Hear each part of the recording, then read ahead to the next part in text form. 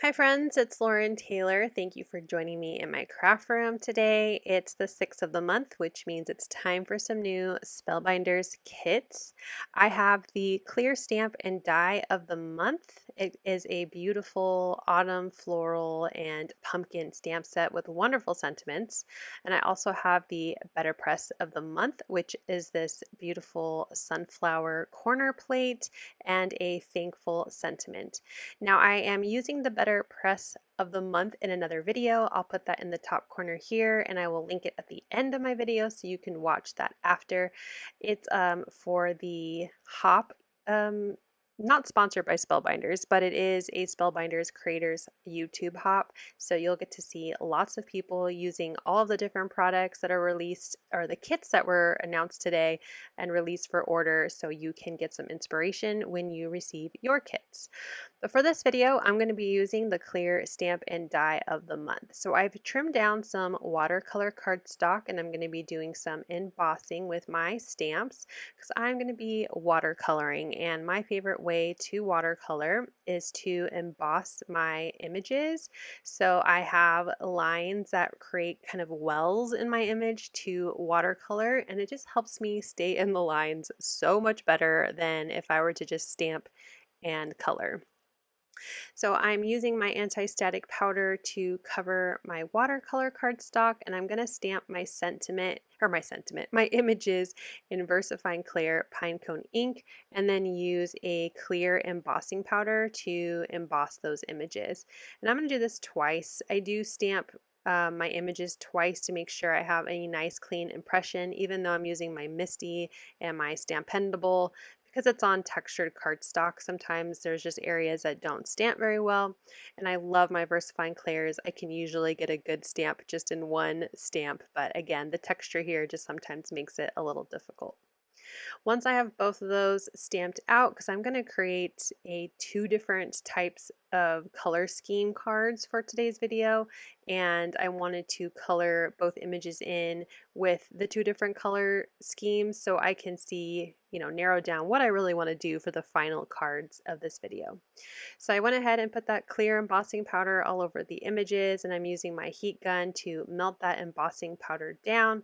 And once they've cooled down, I'm going to start watercoloring. Look how cute these images are. I love the hand-drawn look to them. I'm going to be using my Tim Holtz and Ranger distress watercolor pencils. So once I get everything lined up, I'm going to zoom in here so you can see some of my coloring. Now, if you don't want to watch my coloring, you can use the chapters that I have below in my video, so you can go ahead and skip ahead. But I know some people like to see the coloring, so I have a little bit of a longer video today, but if this isn't your jam, you can definitely skip ahead. I'm using a watercolor brush marker. So this is a brush pen, but you can unscrew the top and add in some water from your sink and then screw the cap back on. And when you lightly press on the pencil itself, water will come through and out of the brush. And from playing around with these watercolor pencils, I found the best way for me to color with them is to pick the color up off the pencil and then color the image. The very first time that I used these pencils, I added color to my paper and then tried to blend it out with my water brush and just a regular paintbrush and water. And I really struggled with getting a color and a blend that I liked. And I watched actually some other videos. It was a hop, oddly enough. And while I was watching the hop, I learned so much on how to use these pencils that the next time I did it, my images came out so much better and I was so much happier. And I only had one of the three kits at the time, but because I colored it and I had so much more fun, I went ahead and bought the other two. So as you can see, I have all three of the collections of distress watercolor pencils, and I actually put them in rainbow order. So I will link down all three of the pencils down below. Now you can get a really good rainbow color from each one of the different sets, but I do have full set syndrome, so I was really happy that I figured out how to use these and I bought the rest of them.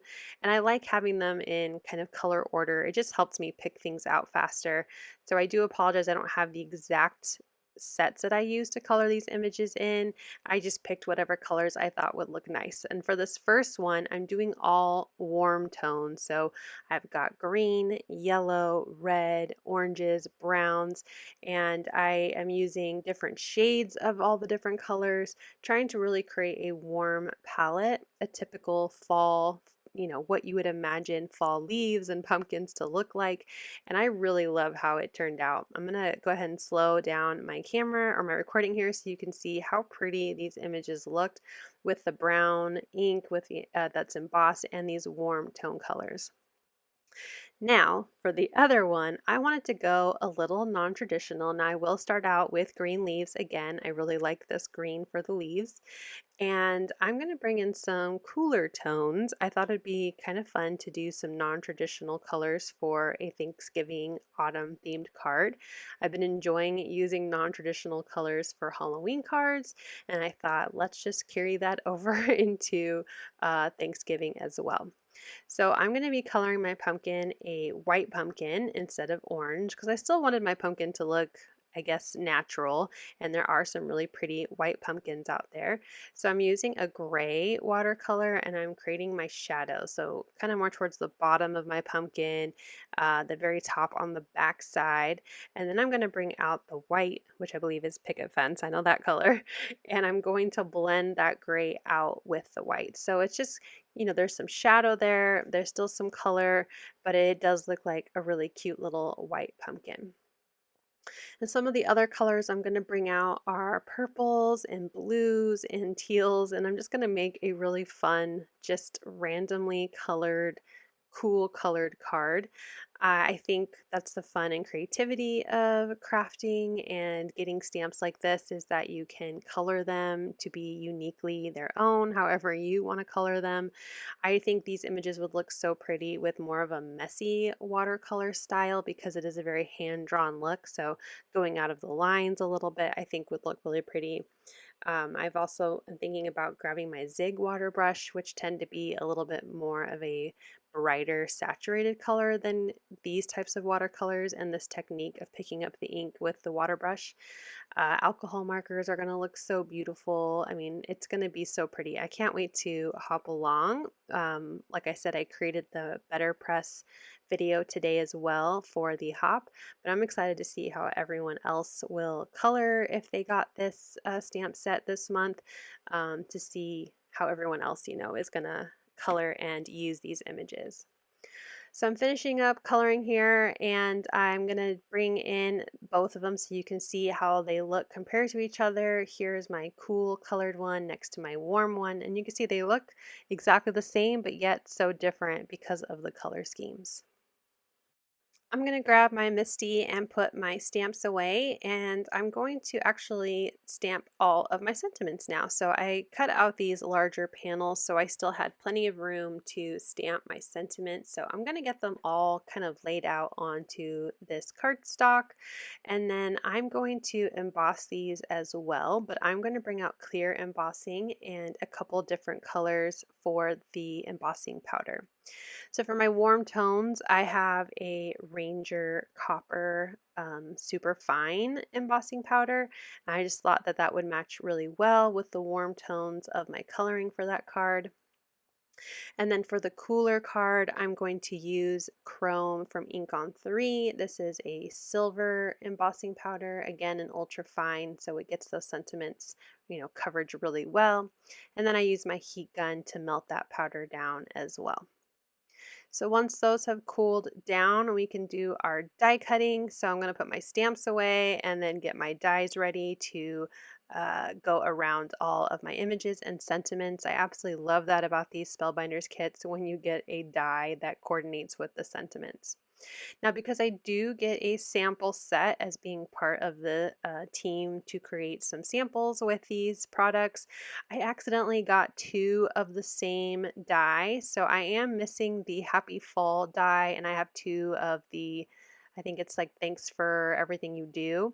So I'm kind of bummed about that, but that's okay. I just will have to fussy cut around it, but I'm not going to use it for these cards, so not worried about it today.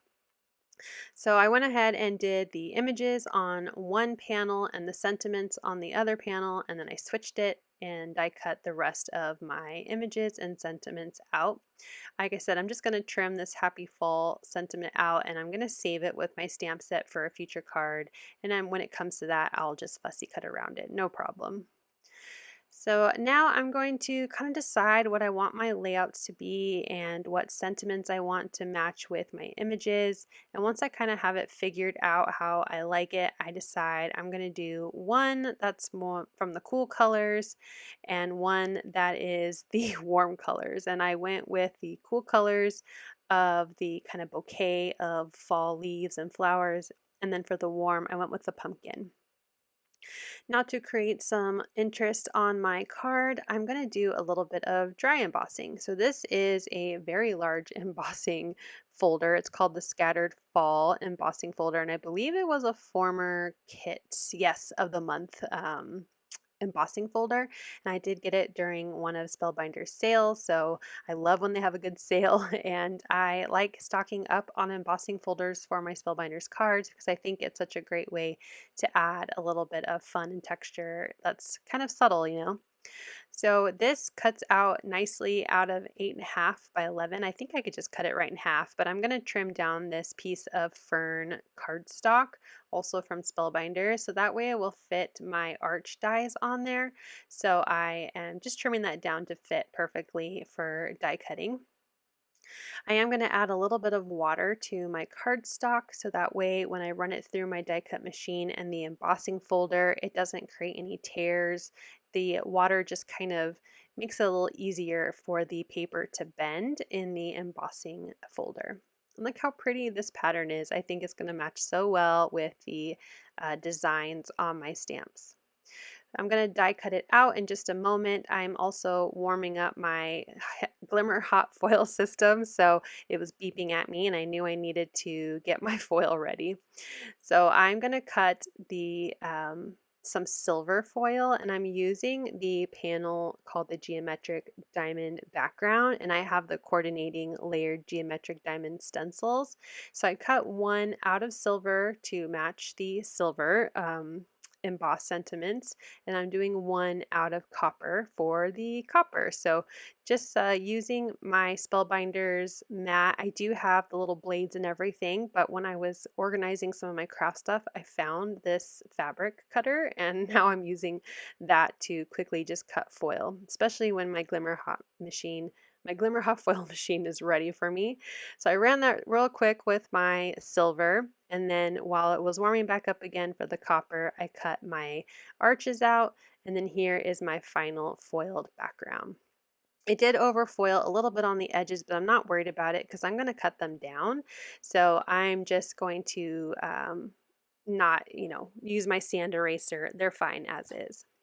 So I'm grabbing my different stencils here, the layered set, and I grabbed my images so I could pick out some distress oxides that I thought would go really well with the colored images, and we're going to make some vibrant backgrounds. These definitely turned out a lot more vibrant than I was picturing in my head, but I break it up with that green arch embossed background and then the colored images on the top of the card. It works out, I think, fine, but I was a little nervous, I will say, when I was looking at my backgrounds at how vibrant they turned out.